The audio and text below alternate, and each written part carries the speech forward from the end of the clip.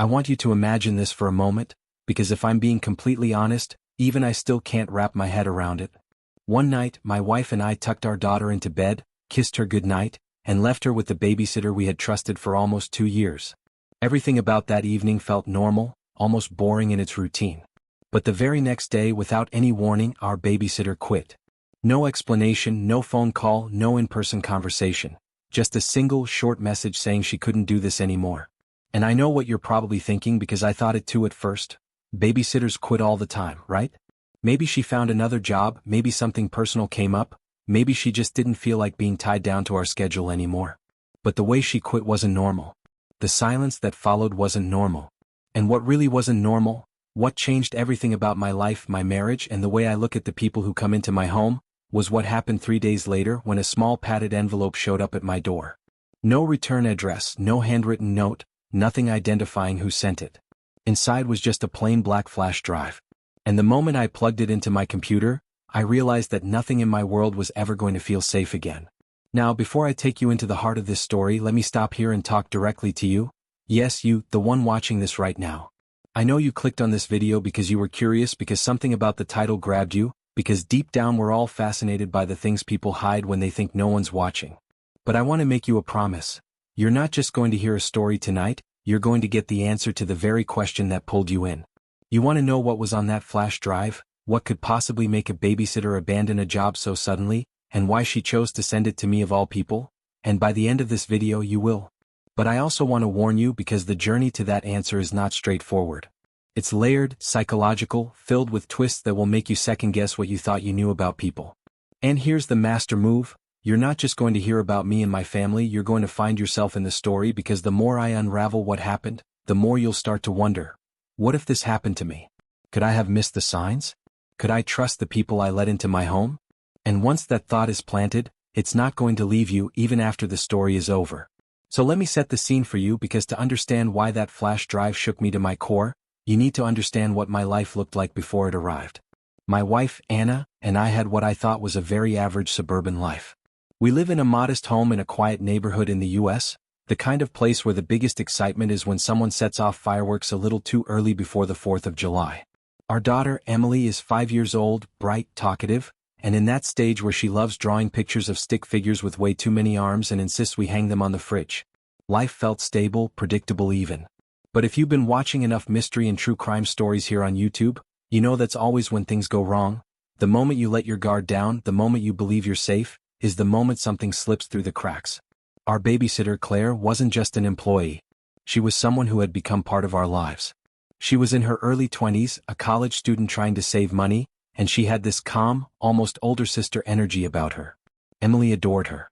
I mean, she would light up every time Claire came over, running to the door with crayons in her hands because she knew they'd be coloring or reading together that night. And as parents, you can probably relate. Finding someone you trust with your kid is one of the hardest things in the world. And when you finally find that person, you cling to them because they give you back a piece of your freedom. That's what Claire did for us. She made it possible for us to go out on date nights, to run errands, to just have a life outside of being mom and dad. And then, just like that, she was gone. No explanation. No goodbye to Emily. Just gone. And here's where it starts getting strange, because people don't usually disappear from your life without leaving fingerprints of explanation. The night she quit, there was no fight, no awkwardness, no tension. We paid her as usual, thanked her, and she walked out the door like any other evening. So when we got that short, cold text message the next day saying she couldn't babysit anymore, we were blindsided. I showed it to Anna and she frowned, confused, but then shrugged and said, maybe she just has her own stuff going on. But I couldn't shake this gnawing feeling that there was more to it. I know when someone is lying to me or when they're holding something back, and that message reeked of both. That's why, when the envelope came 3 days later, I already had this strange, restless energy inside me, like I was waiting for something.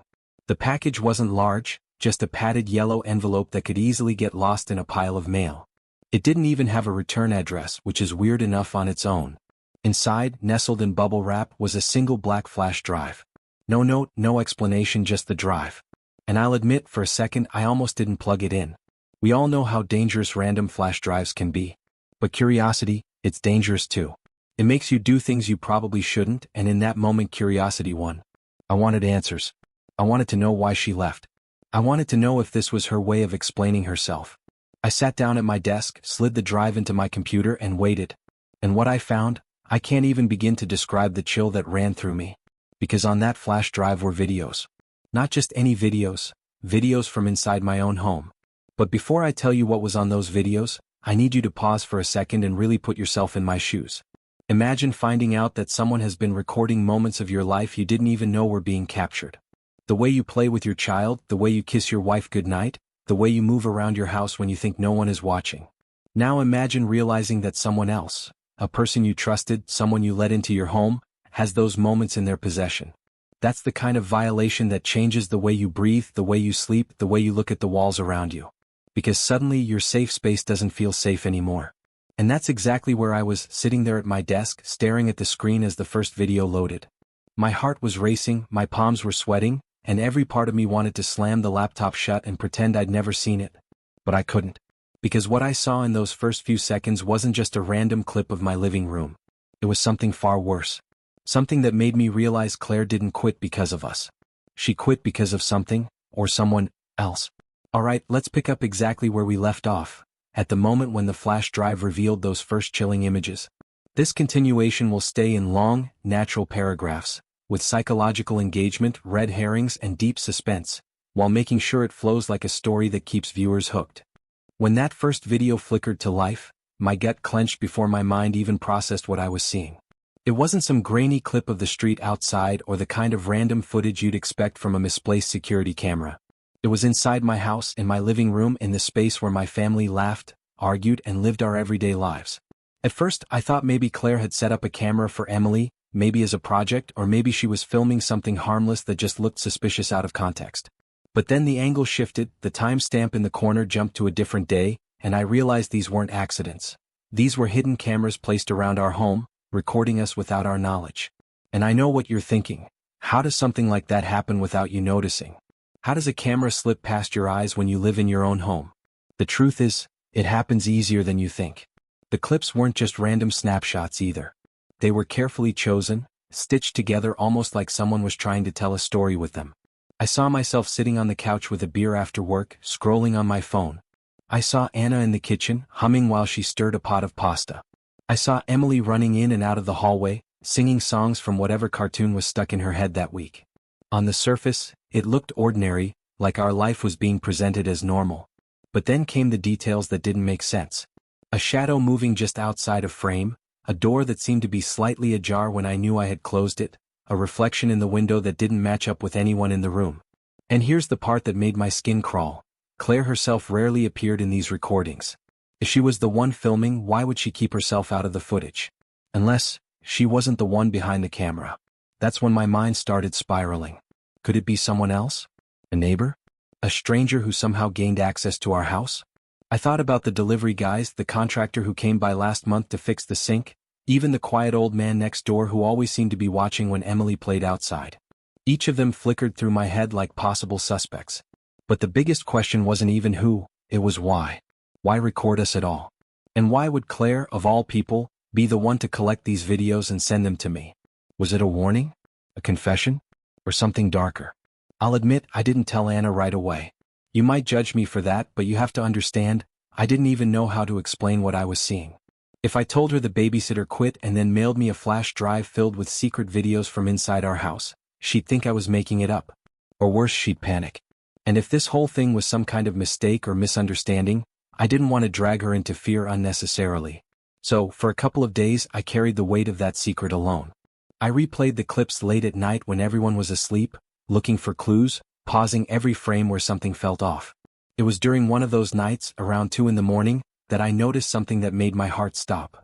In the background of one clip, just for a second, barely noticeable, you could see Emily asleep on the couch with a blanket over her. The shot was from a low angle, like the camera was positioned near the floor. And in the corner, in the faintest blur of motion, there was a hand. Not mine, not Anna's, because both of us were in the kitchen at the time. This was someone else's hand, reaching down as if to adjust the blanket over my daughter. My chest tightened so hard it hurt, and that's when I knew this wasn't just about Claire quitting.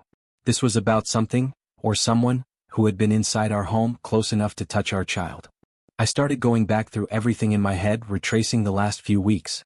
Had there been moments when Emily said something strange? Kids sometimes notice things adults overlook. And sure enough, a memory popped into my head, one I had brushed off at the time. About a week before Claire quit, Emily had said something that struck me as odd. She was coloring at the table when she looked up and said, "Daddy, the man in the hallway says he likes my pictures." I laughed, assuming it was just an imaginary friend. Every kid has them, right? But now, after watching those clips, that memory took on a whole new weight. Was Emily's imaginary friend real? Was she trying to tell me something I had ignored? Of course, I couldn't ignore the possibility that maybe Claire herself had orchestrated the whole thing. Maybe she set up the cameras, maybe she recorded us and then had second thoughts. Maybe she quit because she knew it was only a matter of time before she got caught. But if that were true, why send me the flash drive at all? Why not destroy the evidence and walk away? The fact that she delivered it to me, quietly, secretly, made it feel less like a threat and more like a cry for help. Maybe she was warning me about something I hadn't seen yet. And then there was Anna. My wife had been acting a little distant in the weeks leading up to Claire's sudden departure. Nothing dramatic, just small things, forgetting conversations we had, coming home later than usual from errands, staring off into space like she was lost in thought. At the time, I chalked it up to stress, the normal wear and tear of raising a child and keeping up with bills and work. But as I sat there watching those clips, I couldn't stop wondering if she knew more than she let on. Could she have seen something? Could she have noticed something about Claire or about our house that she never told me? It's a terrible thing to even consider, that your own spouse might be hiding a piece of the puzzle. But the truth is, when fear gets in your bloodstream, it makes you doubt everyone, even the people you love most. The days that followed felt surreal, like I was living in two worlds. In the daytime, I was dad, making pancakes for Emily, mowing the lawn, waving to neighbors like nothing was wrong. But at night, when the house went quiet, I became a detective, digging through every file on that flash drive, hunting for answers. And with every video I uncovered, the lines between safety and danger blurred even further. Some clips showed nothing unusual at all, just us living our lives. Others showed things I still can't explain, like the one where the kitchen light flickered for no reason, and in the reflection of the window behind Anna, there was a figure standing where no one should have been. And that's where the real torment began, because once you start doubting what's in front of you, everything becomes suspicious. Was it a trick of the light or someone actually standing there?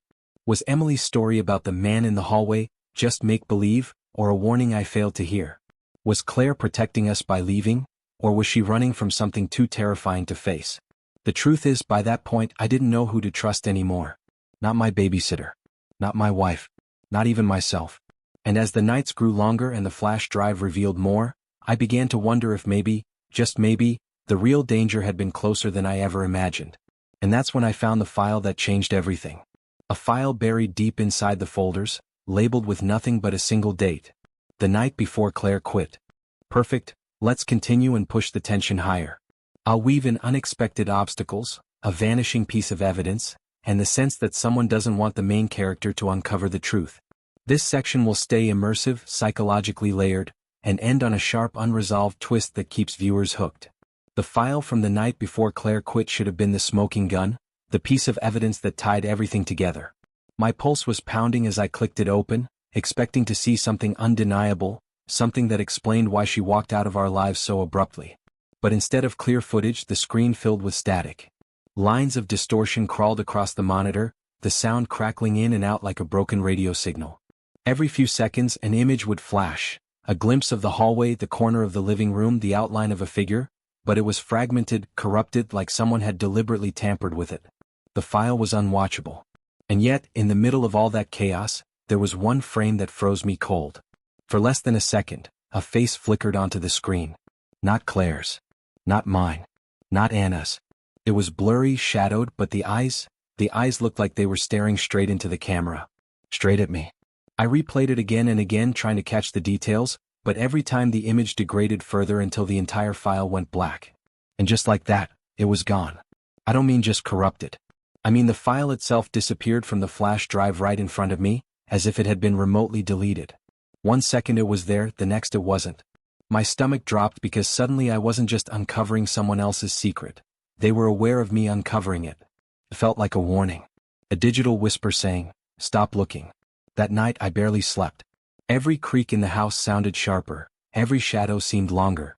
When I finally dragged myself into the kitchen the next morning, I found Anna already sitting at the table with a cup of coffee, staring at me like she knew I hadn't closed my eyes.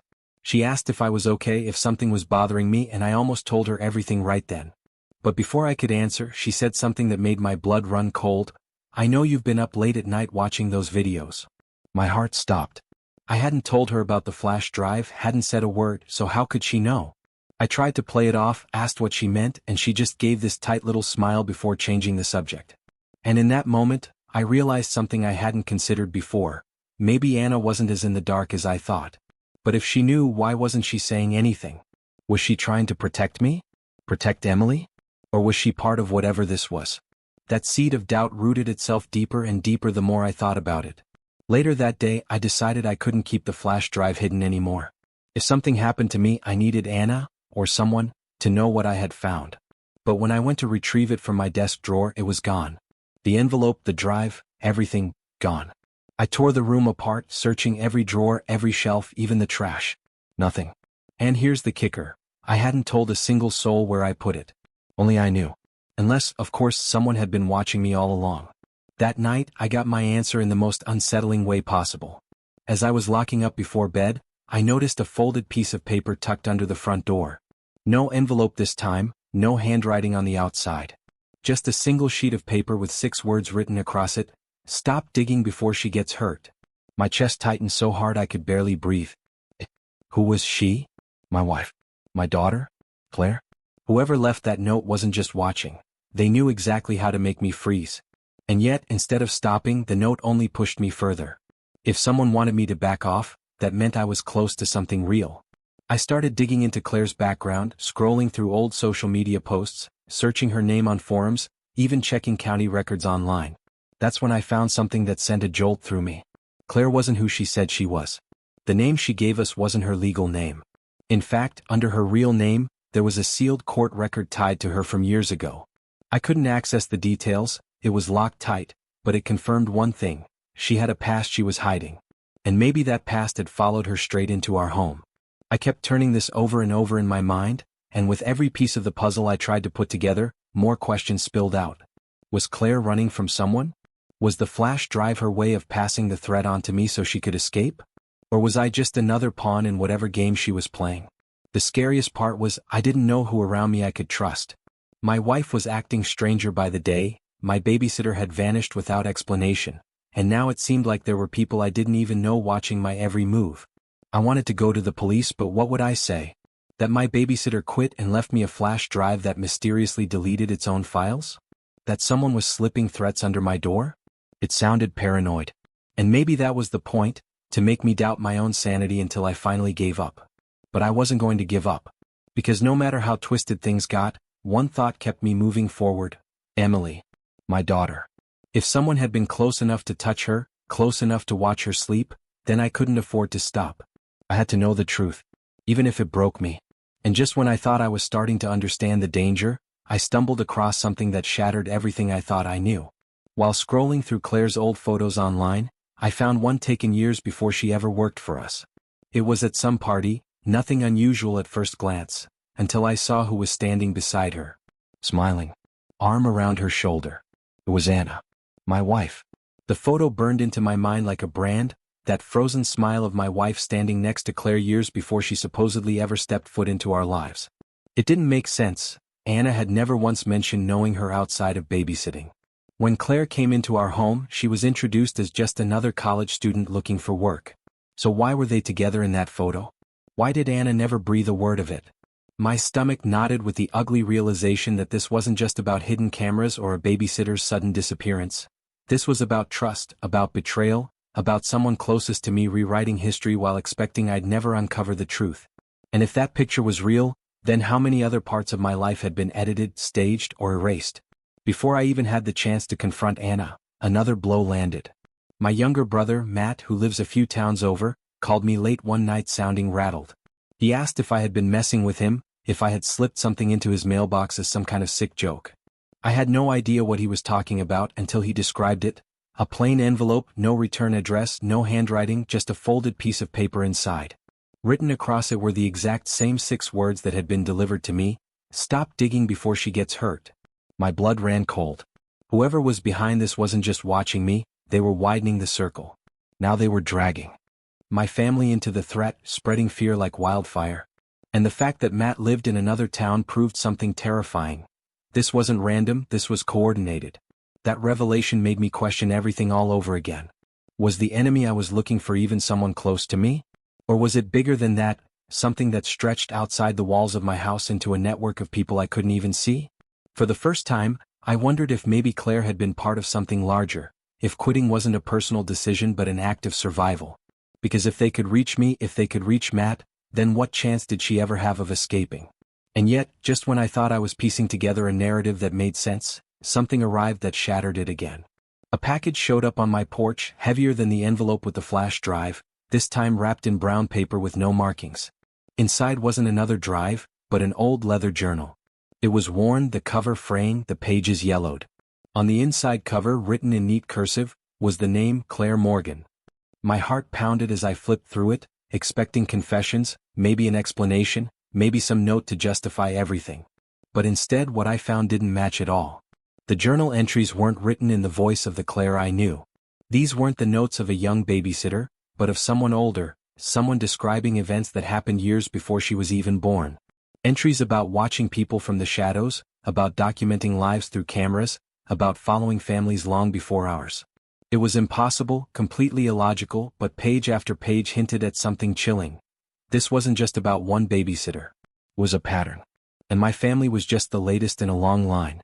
I remember sitting there, the journal open in my lap, my hands trembling as I turned the pages, trying to find something concrete, something I could anchor myself to. But the deeper I read, the less sense it made.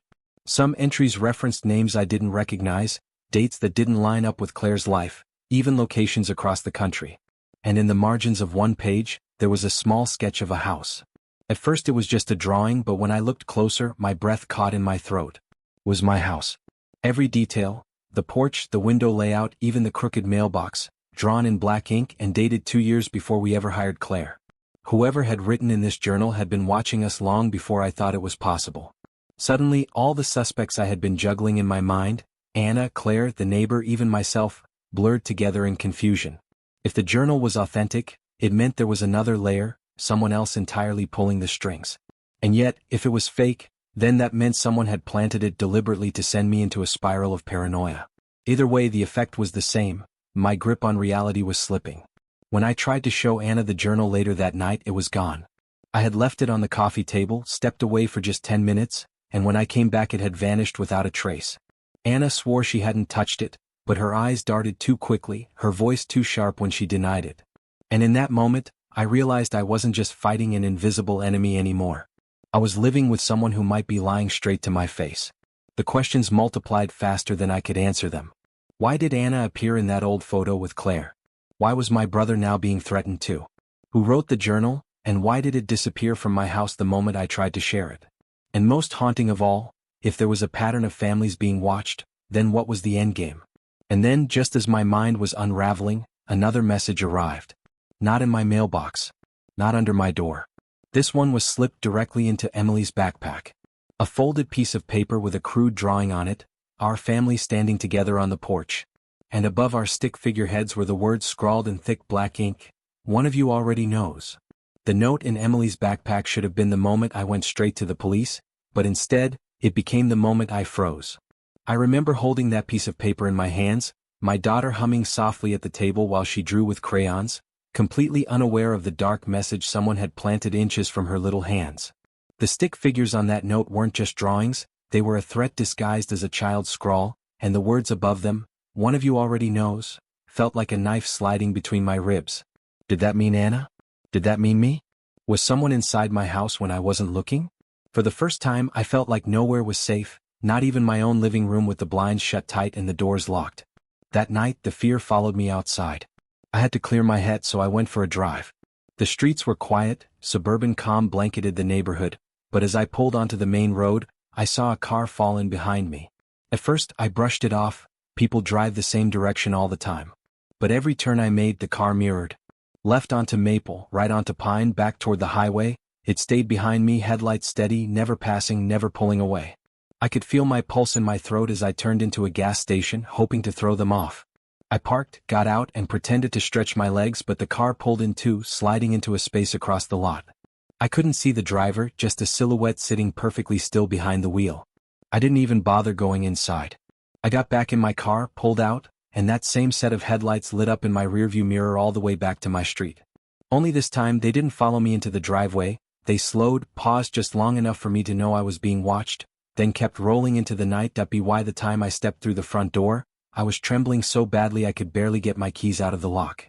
Anna was in the kitchen, asking if everything was okay, but I couldn't even form an answer. Because if I told her what had just happened, I'd have to admit something that was eating at me more than anything else, that I didn't know if she was somehow part of it. The picture of her and Claire together haunted me.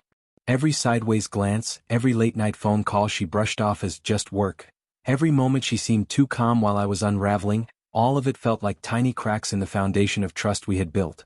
And now, with that car trailing me like a shadow, I couldn't help but wonder if maybe I wasn't just unlucky. Maybe I was being set up. The very next morning, the danger became impossible to ignore. I went to wake Emily for school only to find her bed empty. Panic roared through me in an instant, a cold rush of terror that made the room spin.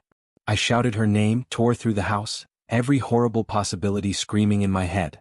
Then I found her, sitting cross-legged on the floor of the living room, completely focused on the TV.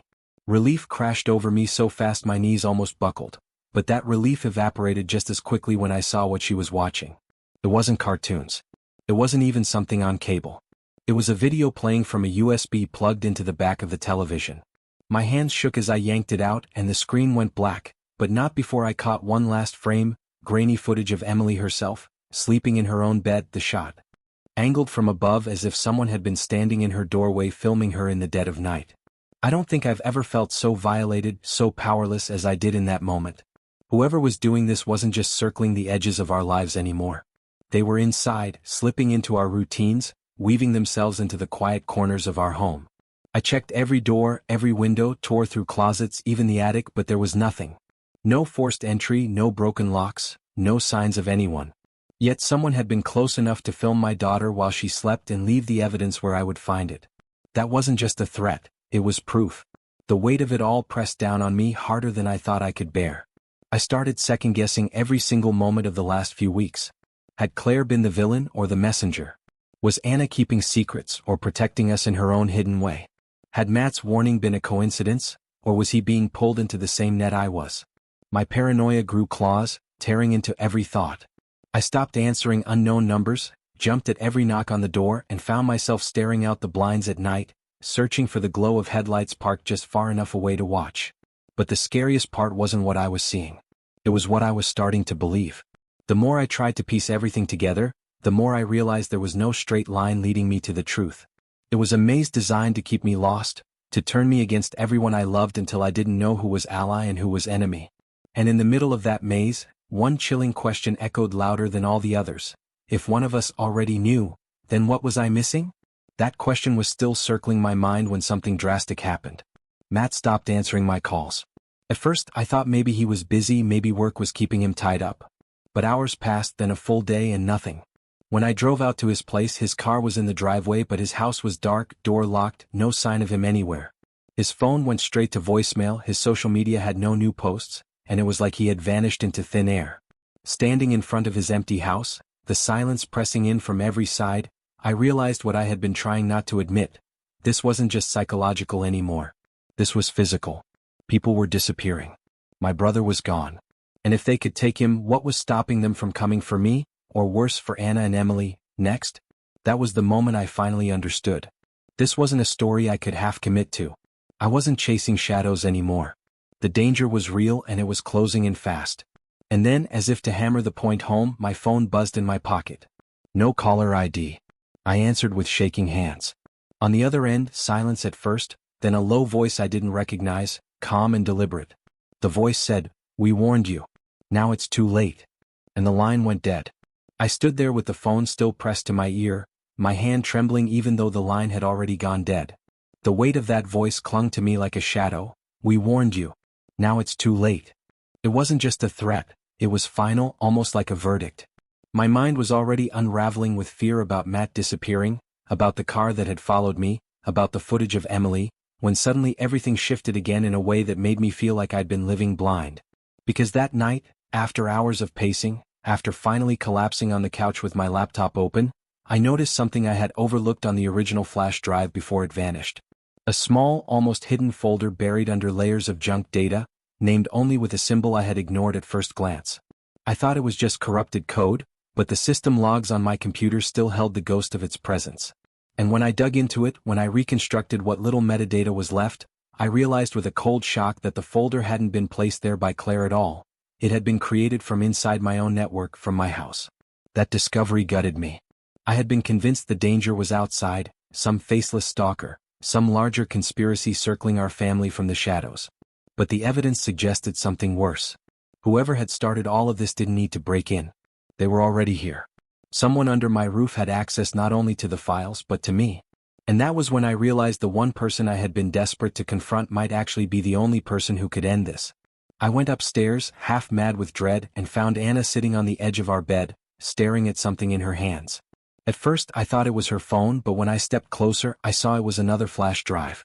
She looked up at me, her face pale, her lips pressed tight like she had been waiting for me to catch her. And without a word she held it out. I didn't want to touch it. Every instinct screamed that whatever was on that drive would ruin me.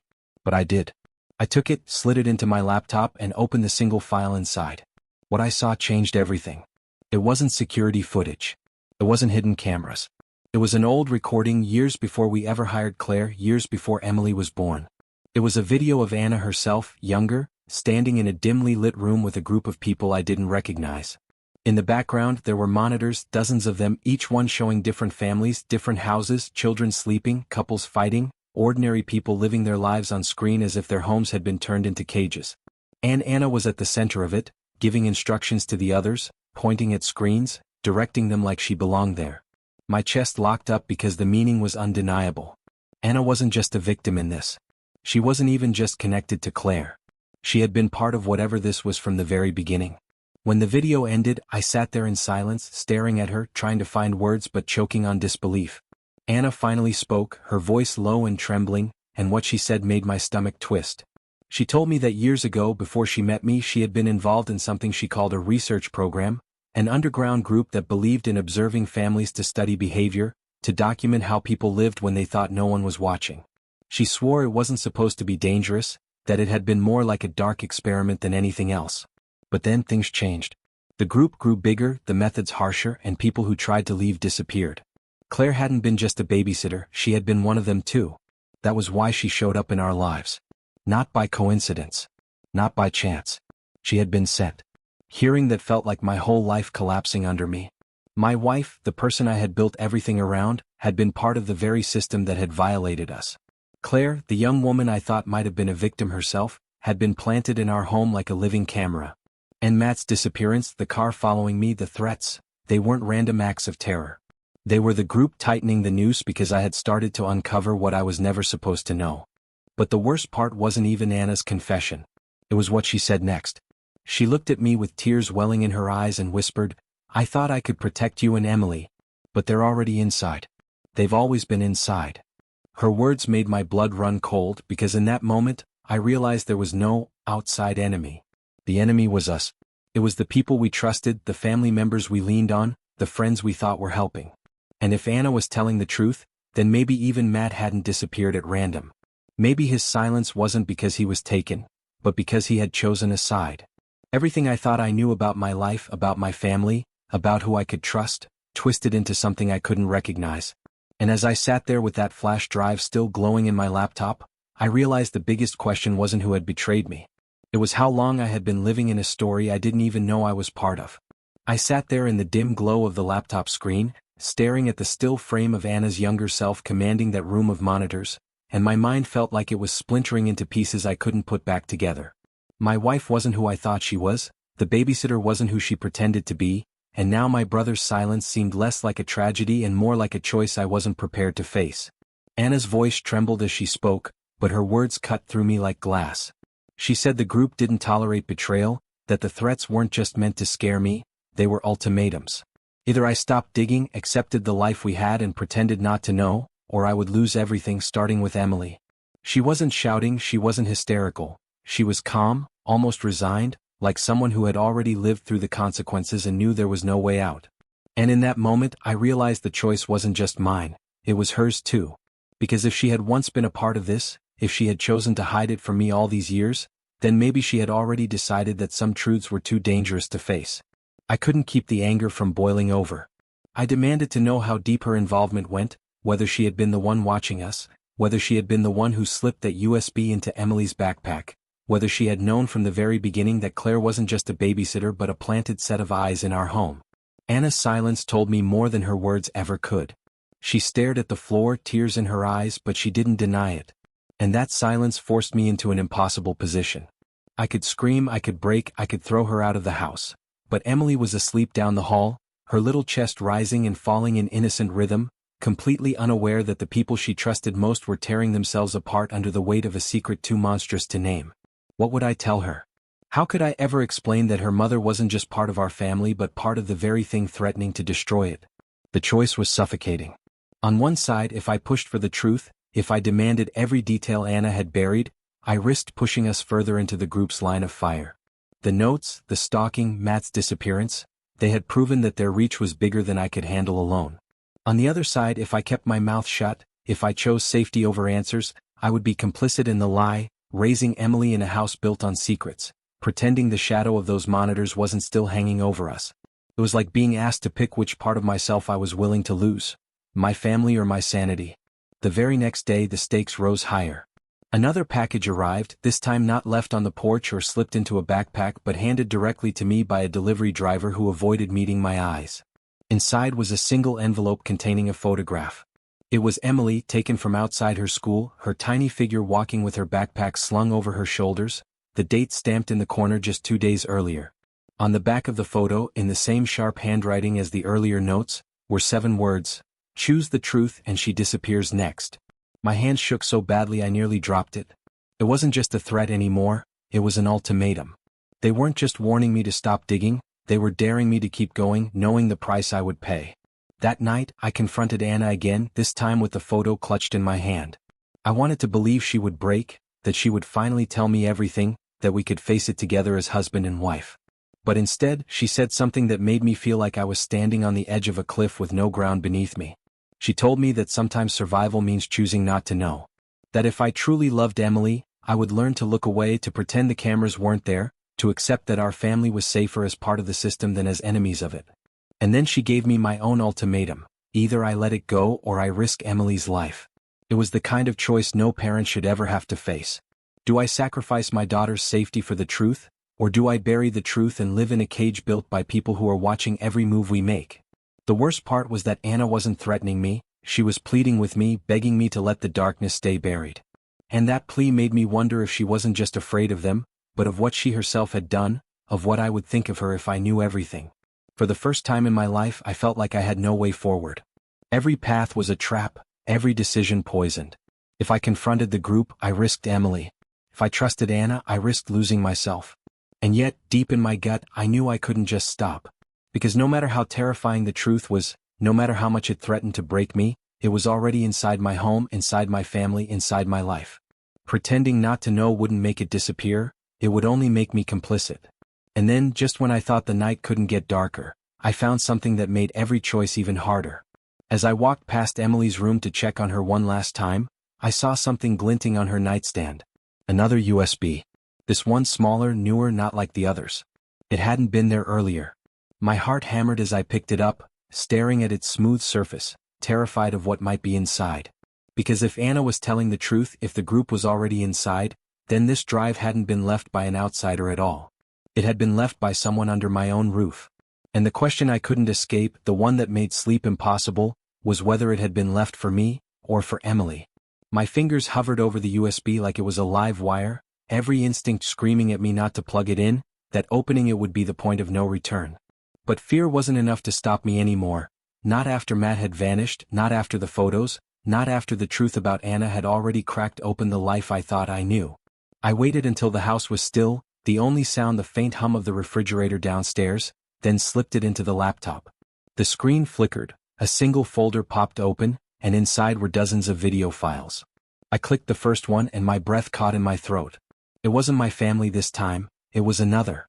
A couple arguing in their kitchen, a child doing homework at the table, a mother crying quietly in her bedroom while she thought no one could see.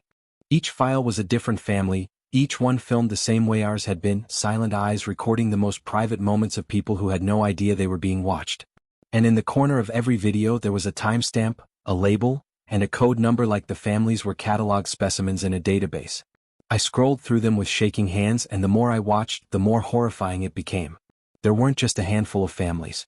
There were dozens, maybe hundreds. People from all over, different states, different towns, all unknowingly part of the same twisted program. And that was when it hit me, the conspiracy wasn't about me at all. I wasn't special, I wasn't targeted out of bad luck. I was one of many. My family was just a file in a collection, one story in an endless archive. The scale of it made my stomach turn. It was bigger than Anna, bigger than Claire, bigger than anything I could have imagined. Then came the final blow. The last file in the folder was labeled with my address. I opened it and there was my house, but not from any camera I recognized. It was footage of my living room, last night. Anna sitting on the couch, Emily curled up beside her, both of them watching TV while I stood in the doorway. I froze because that wasn't from any camera I had installed, and it wasn't from the old corrupted drive. It was live. Someone had been in the house with us just hours earlier, capturing us like animals in a cage. And if that footage made it onto the drive, that meant someone inside had delivered it. I turned on Anna, demanding answers, but before I could even get the words out, my phone buzzed with a new message. It was from Matt's number. My heart leapt. I thought maybe he was safe, maybe he was finally reaching out, but when I opened it, the pit in my stomach nearly swallowed me whole. It wasn't Matt's voice on the audio clip. It was Claire's. Calm, steady, almost mocking. She said, "You've finally seen it, haven't you? You understand now it's not just you. You're in the middle of something much bigger. And the worst part? It isn't strangers doing this to you. It's the people you've trusted all along. Ask your wife who recruited me." The clip ended there, leaving me shaking so violently I almost dropped the phone. Anna's face went pale when I played it for her. She begged me to listen, to let her explain, but I couldn't even hear her words over the roar of blood in my ears. My wife had brought Claire into our home. She had introduced her not as a babysitter, but as a plant, another cog in a machine she had once sworn she left behind. And if that was true, then every laugh, every dinner, every bedtime story had been shadowed by a lie so deep I didn't know if I could crawl out of it. But before I could press her, before I could force her to admit the full scope of what she had done, the house went dark. Every light, every appliance, dead in an instant. The hum of the refrigerator cut out, the glow of the laptop blinked off, and we were swallowed by silence. My phone buzzed again, another message lighting up the screen in the darkness. This time it was a video link. Against every instinct, I tapped it open, and there staring back at me was a live feed, not of my house but of Matt. He was tied to a chair in some dim, windowless room, his face bruised, his head bowed. When he lifted his eyes to the camera, they weren't pleading. They weren't even scared. They were cold, resigned, almost angry, and in a hoarse voice he said, "You should have listened. They don't want me. They want you." That was the moment it all crashed down. The realization that this wasn't just about a babysitter who left, or a wife with a hidden past, or a brother who had gone missing. This was a network, a system designed to trap families in their own homes, to study them, control them, maybe even break them. And somehow I had stumbled too far into the middle of it. My own blood, my own family, was split between victim and accomplice, and I no longer knew which side of the line I was standing on. The danger wasn't just closing in, it was already here, and the only thing I knew for certain was that the next move I made would decide whether my family survived this nightmare or became another file in the endless archive. The house was dark, the silence so heavy it pressed against my chest as if the walls themselves were holding their breath. Anna stood across from me, her silhouette barely visible in the dim glow of my phone screen, her face pale, her eyes brimming with something I couldn't decipher, fear, guilt, or maybe both. The live feed of Matt tied to that chair replayed in my head, his cold voice telling me, "They don't want me. They want you." It felt like the world had tilted off its axis, and I was caught between my wife's secrets, my brother's betrayal, and the faceless watchers who had been pulling the strings all along. For weeks, I thought I had been piecing together scattered fragments of a puzzle, but standing there in that suffocating darkness, I realized the truth wasn't scattered, it was buried, and now it was clawing its way to the surface. I demanded answers from Anna, my voice cracking, my anger spilling out with years of trust now poisoned by lies.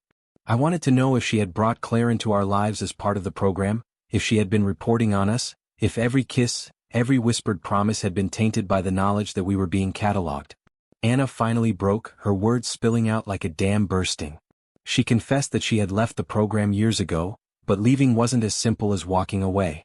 They had leverage, they had recordings, they had entire archives of her life, and they reminded her every day that if she ever disobeyed, it wouldn't just be her who paid the price. She admitted that bringing Claire into our home wasn't her choice, it was theirs. They told her it was the only way to keep Emily safe.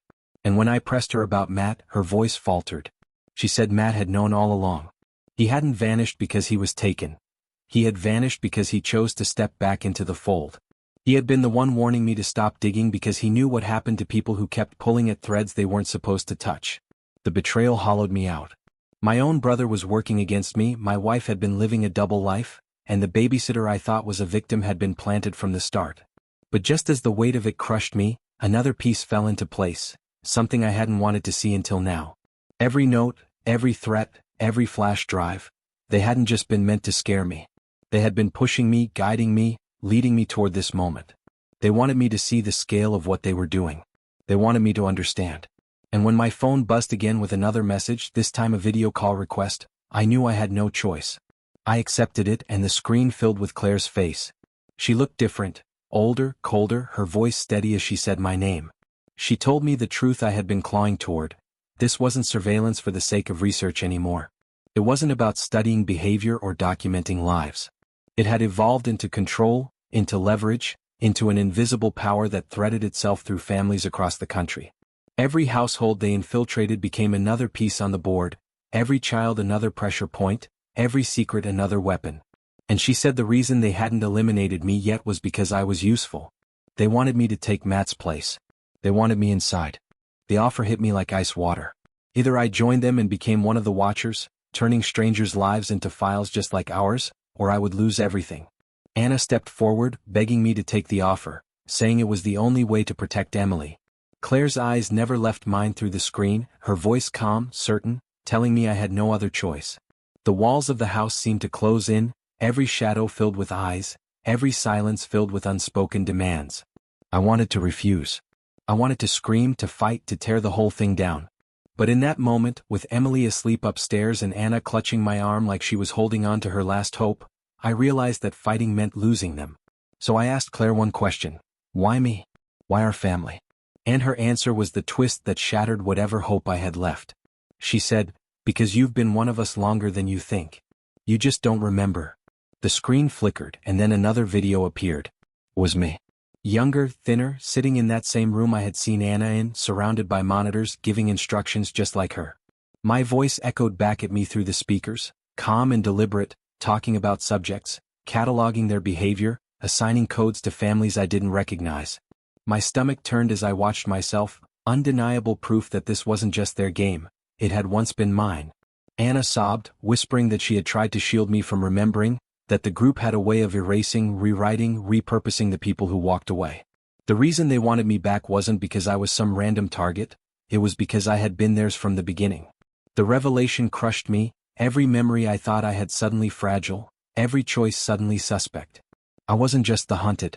I had once been the hunter.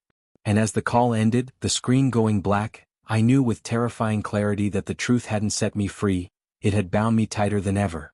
Because now the final choice wasn't about whether I would join them. It was about whether I could live with the fact that maybe I already had. The house stayed dark, the silence deeper than before, and somewhere in the shadows, I felt the weight of eyes on me. Waiting. Watching. Deciding if I still belonged to them. For a long time after the call ended, I sat there in the dark, the faint glow of the laptop screen fading to black until the only thing left was my reflection staring back at me. My chest felt heavy, like a weight had been pressed onto me that I couldn't push off, and yet the strangest thing was how quiet my mind had become. For weeks I had been chasing shadows, trying to untangle lies, searching for the villain hiding in the dark corners of my life, and now that the truth stood bare, there was almost a stillness to it. The truth wasn't clean or simple, it was jagged, it was ugly, it was devastating, but it was mine. I wasn't an innocent man caught in a random nightmare. I had been part of the nightmare myself, whether I wanted to remember it or not. That realization forced me into a different kind of clarity. The real battle wasn't with the faceless group watching from the shadows. It was with myself, with the version of me that had once sat in that room, directing cameras toward other families like mine. Anna sat beside me in the silence, her hand gripping mine so tightly it almost hurt, and I could feel the tremor in her fingers. She was waiting for me to speak, waiting for me to break the silence with some kind of decision, but what words could I give her? She had betrayed me, she had protected me, she had lied to me, and she had saved me, all at once. In the end, she had been both my enemy and my ally, and I didn't know if I could ever fully forgive her.